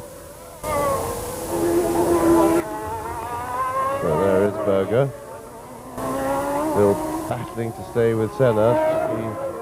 Since he got to within sort of just under 3 seconds of Ayrton Senna, he's got no closer and hasn't been able to mount an actual challenge to try and pass him.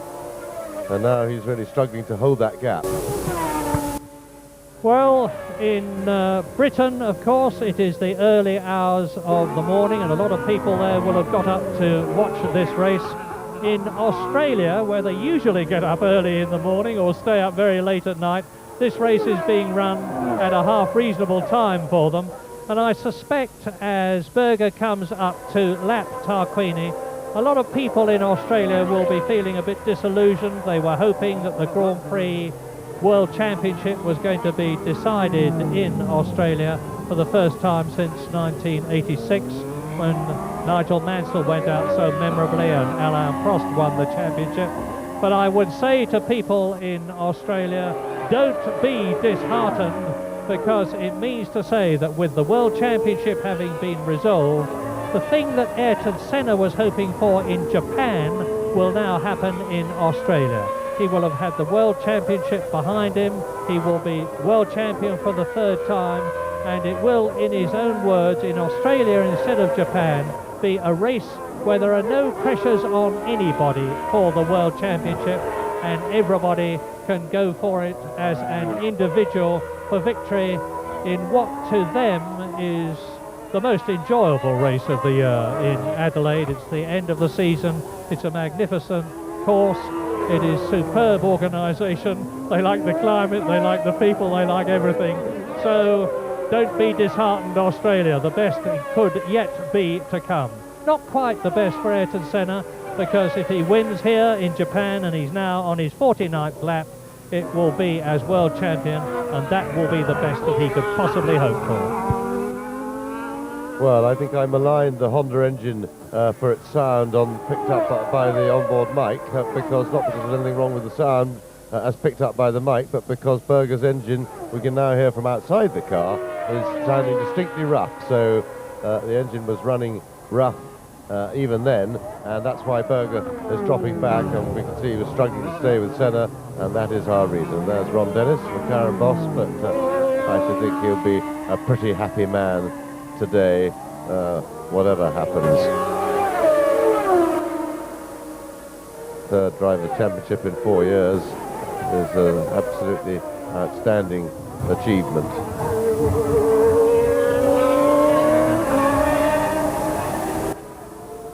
And looking at Ayrton Senna, you've got to say that an awful lot of that achievement for this year is down to him personally, because the McLaren car has not been a match for the Williams. The Williams team have contributed to some extent to McLaren's success by with their unreliability early in the season with their new gearbox, which from a pure racing point of view, it can be said that they shouldn't have run it so soon. They could have possibly run a conventional gearbox until they had really tested the semi-automatic gearbox to destruction to make sure they had reliability with it, but it's easy to be wise with hindsight. But Senna has really driven an outstanding season this year. He's come of age, his mistakes from pressure have gone, his mistakes from impetuosity have gone, and really he has wrung more out of the McLaren than really ought to have been wringable in achieving his results this year. 11 cars running out of the 26 who started. 4 of them are on the same lap. This is the man who is in second position, Gerhard Berger. It's interesting that one of the management magazines recently ran an article, the gist of which was, is Ron Dennis the greatest manager in Britain? Well, Ron's too modest a man to claim that, and how can you prove it anyway? But to say that he is and always has been an outstanding manager would be a masterpiece of understatement, as Berger comes up to lap Alex Caffey, who's not only driving in his first Grand Prix this year, but looks as though he's going to finish it.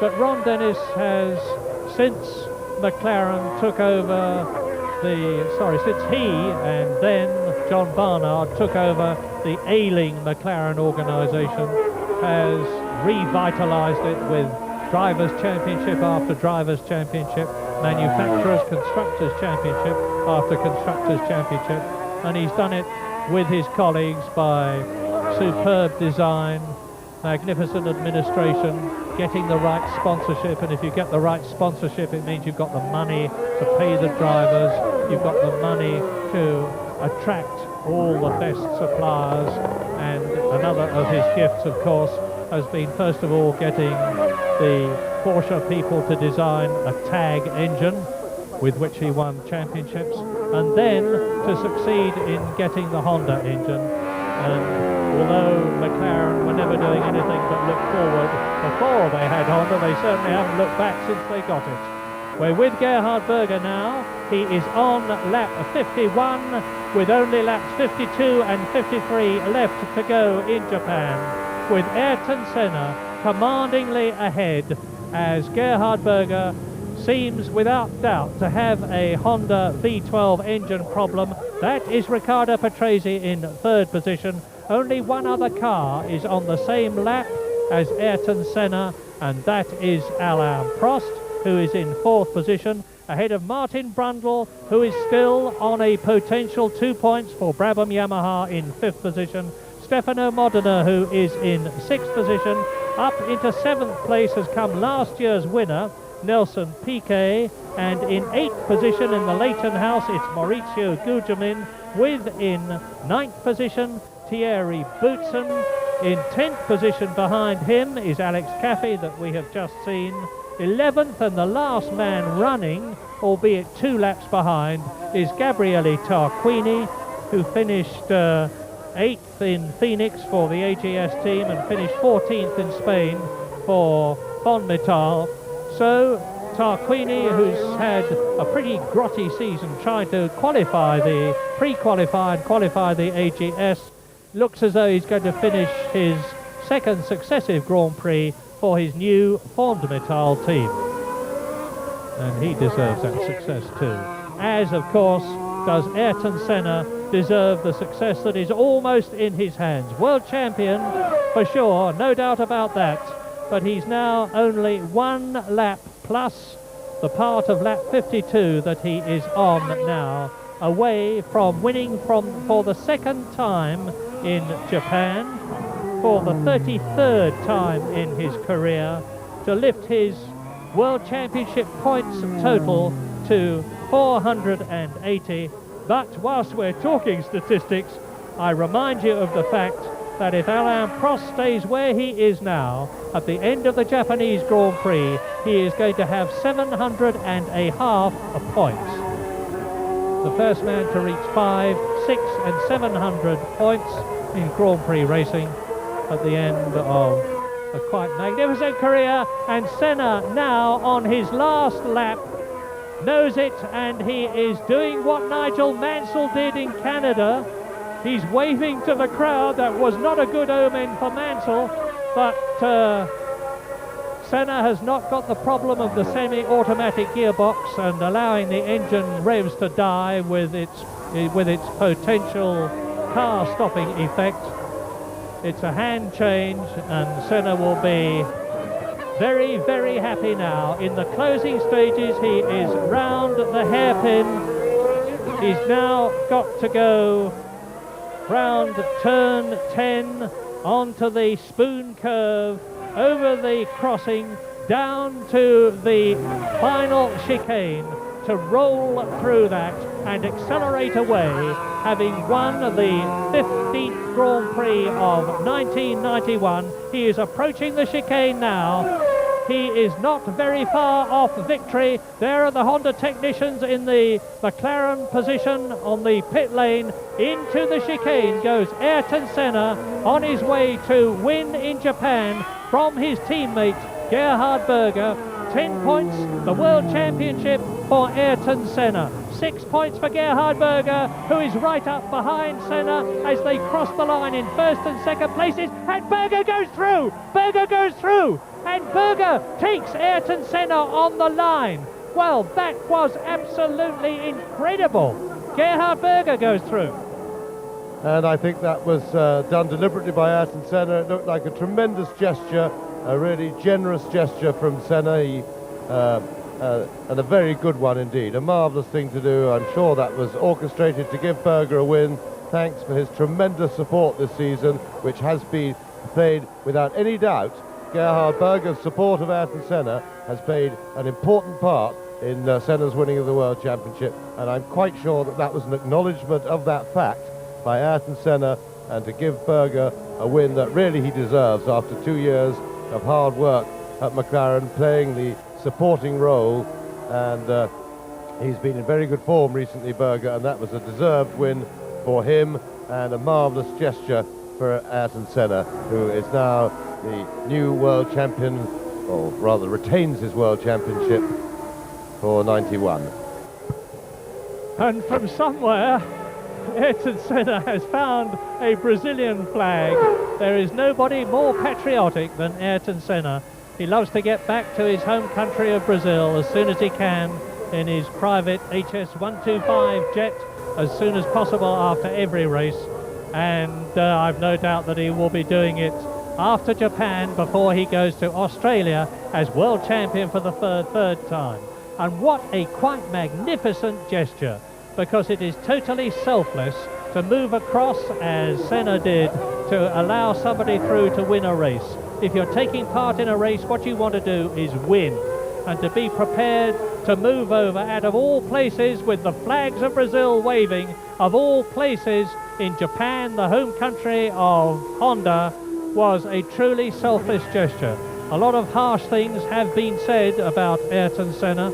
I must say, in my experience, he's never been anything other than cheerful and extremely helpful, but he has shown that selfishness is not one of his traits here at Japan by what he did on the very last corner of the Japanese Grand Prix.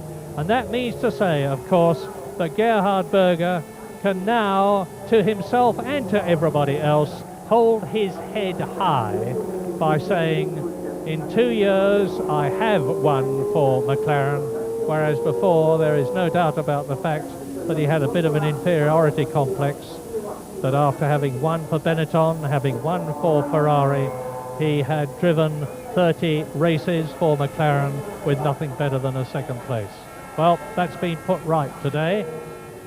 Berger finishes in first place in Japan, but the new world champion, or rather the continuing world champion, the world champion for 1991, Ayrton Senna, with Riccardo Patrese in third position. And as I say, that means that McLaren have taken a quite dramatic lead in the Constructors' Championship. But Alain Prost, in what may be his last but one race for Ferrari, I suspect we may have a retirement announcement later today after the race from the Frenchman, has here in Japan scored his 700th point. Nice. Ron Dennis embraces Gerhard Berger, and the Constructors' Championship with Nigel Mansell alongside Dennis and Berger is confirmed to Ayrton Senna, who stops in the pit lane in Japan. And he's going to have a hard time getting back to his hotel this afternoon, because the Japanese will be at the gates in their thousands waiting to meet and greet their hero. Well, there's no doubt at all about the fact that Senna and Berger are great friends. And in the background I saw Nigel Mansell there, I've no doubt waiting to congratulate Ayrton Senna. And there he is, and there is Mansell congratulating Ayrton Senna, and a lovely gesture. And what a terrible disappointment for Nigel Mansell. It's been really for him a traumatic season in a lot of ways. The Williams promised so much, it's such a good car. He had a very difficult start to the season with lots of reliability problems with the automatic gearbox. He then had that disastrous result in Canada where he stopped on the last lap for whatever reason, and that cost him a certain and easy win.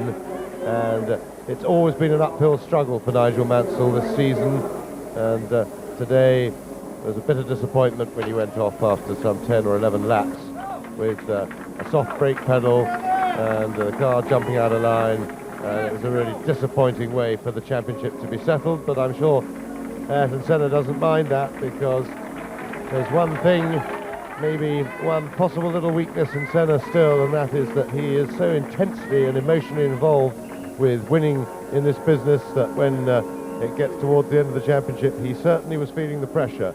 He was not himself in Portugal, he was not himself in Spain, and not even himself here at Suzuka in qualifying and the early laps of the race. And it was quite visible the moment Mansell went out of the race. Ayrton Senna found he relaxed, he found nearly a second a lap more, he speeded up, and suddenly he was the old Ayrton Senna again. But the last three Grand Prix clearly took its toll of his driving, and he was really struggling. So look at those Brazilian flags in the hands, magnificent support from the Brazilians. They go all around the world following their hero. And look at all those expatriate British people and supporters with their British flags for Mansell. No shortages of support for him either. And there is Ayrton Senna, retains his World Championship, and done. Gerhard Berger, the race winner, 1-2 for McLaren Honda, so at last it's come good from them on home ground, because it's been a bit of an Achilles heel, and there is Riccardo Patrese looking happy and relaxed as usual, and I think for him a relatively quiet afternoon's work. Once his teammate had gone, I think the disappointment got to him, and he didn't bother to fight the McLarens.